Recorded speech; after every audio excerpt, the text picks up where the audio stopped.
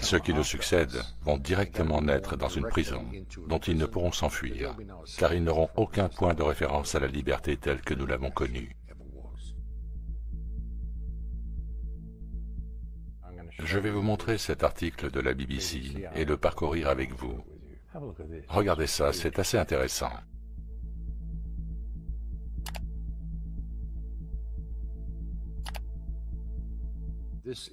Ceci est le site web de la BBC.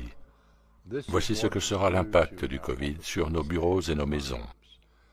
J'entends beaucoup de gens parler de post-futur. Il n'y a pas de post-futur, les amis. Il est écrit ici, un jour le virus s'estompera. Il pourrait être éradiqué. Mais même dans ce cas, la vie ne reviendra pas simplement à ce qu'elle était avant le Covid-19. Sous l'impulsion de la crise, les architectes ont repensé les bâtiments que nous habitons. Ok, donc défilons vers le bas et rencontrons Leila. Son origine et son âge sont indéterminés. Nous sommes en 2025. Leila travaille chez elle 4 jours par semaine, et c'est ainsi depuis le verrouillage économique de l'année 2020. Ok, donc ils sont enfermés depuis 2020, et nous sommes ici en 2025. À 6h30, elle part au travail, elle arrive à son bureau à 7h pour des réunions. Les heures d'ouverture de l'entreprise où elle travaille sont échelonnées pour réduire au minimum le nombre de personnes arrivant en même temps. Pas de contact humain. Ses journées de travail sont principalement consacrées aux réunions. Fini les jours où elle allait au travail pour bosser sur son écran. Elle peut le faire chez elle. Au rez-de-chaussée du bâtiment, Leila se place devant un scanner corporel thermique pour vérifier que sa température est normale. Aujourd'hui, elle a 36,5, donc elle passe. Une caméra utilisée pour la reconnaissance faciale l'identifie en tant que membre du personnel et la barrière de sécurité s'ouvre. À aucun moment, elle ne touche quoi que ce soit. Leila est sur un cheminement sans contact. L'ascenseur qui l'amène à son bureau au 4e étage est activé par la voix. La technologie sans contact a remplacé les gros boutons. L'occupation maximale de cet ascenseur est de 2 personnes. Des ascenseurs activés par la voix, les amis. Si vous vous faites enfermer par le système de crédit social une fois que tout est géré de manière biométrique et partout sans contact, ils savent tout sur vous, tout ce que vous faites, tout ce que vous dites, tout ce que vous pensez. Si donc vous êtes bloqué hors du système en raison d'une baisse des points de votre crédit social, l'ascenseur de votre bâtiment ne fonctionnera même pas parce qu'il est activé par la voix et votre voix sera reconnue par l'ascenseur en tant que personne à l'accès refusé. Donc vous aurez des portes à commande vocale et des serrures intelligentes qu'ils vont installer chez vous. Il n'y aura bientôt plus de clavier numérique. Très vite, ils seront biométriques, activés par la voix. Et si votre crédit social est trop bas, elles ne s'ouvriront tout simplement pas pour vous. Au 4e étage, elle marche dans le couloir et passe la porte. Ceux-ci sont plus larges qu'auparavant pour garder une distance entre le personnel et réduire ainsi les chances de transmission du virus. Bien sûr, c'est ce qu'ils disent, mais c'est juste pour nous garder séparés.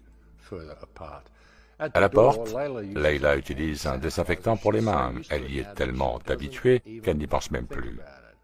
Elle s'installe à son bureau. Une grande partie de l'immobilier ainsi que les panneaux muraux et les façades sont fabriqués à partir d'un matériau antibactérien, antimicrobien, qu'il est plus facile à nettoyer et sur lequel les bactéries ont plus de mal à se fixer. Leila se fait un café dans la cuisine où les plans de travail sont également antimicrobiens. Les poignées des tiroirs et des armoires sont en cuivre. C'est plus coûteux, mais c'est un matériau naturellement répulsif pour les microbes. Le système de climatisation utilise la lumière UV pour tuer les agents pathogènes. Cette lumière réduit aussi l'humidité afin d'éviter la multiplication des germes et répond à un flux de données provenant de capteurs fixés autour du bâtiment ainsi que des capteurs portables utilisés par le personnel. Des capteurs de proximité également, les amis. Génial. Le bureau est complètement, etc., etc., etc. Et une grosse propagande ici pour nous faire savoir comment Leila a fait face à tout cela, alors qu'elle ne va au bureau qu'une fois par semaine. Leila a déménagé en banlieue avec un ami après le verrouillage en 2020. Quand le verrouillage est arrivé, elle pensait que le travail à domicile ne durerait que quelques semaines et qu'elle se débrouillerait avec un ordinateur portable sur la table de la cuisine. Mais quand les semaines se sont transformées en mois et que les mois se sont transformés en années, elle sut qu'elle aurait besoin d'un bureau chez elle. Quand les semaines se sont transformées en mois et que les mois se sont transformés en années.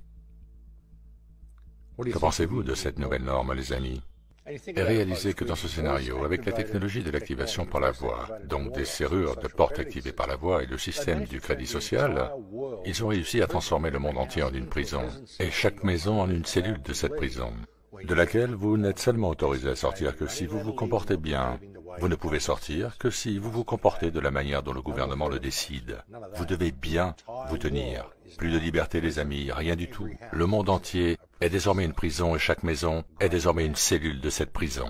Super plan, plan magnifique. Et le problème est qu'il est en train de fonctionner et qu'il fonctionnera plein tube si les gens ne se rendent pas compte de ce qui se passe en ce moment. C'est très sérieux, les amis. Ce qu'ils veulent faire à tous les niveaux. Isolement total. Vous travaillez chez vous. Aucun contact physique avec quiconque. Un travail totalement privé de contact humain. On ne touche rien. On ne touche plus les autres humains. Cela fut un sacré changement pour Layla, ainsi que pour des millions comme elle.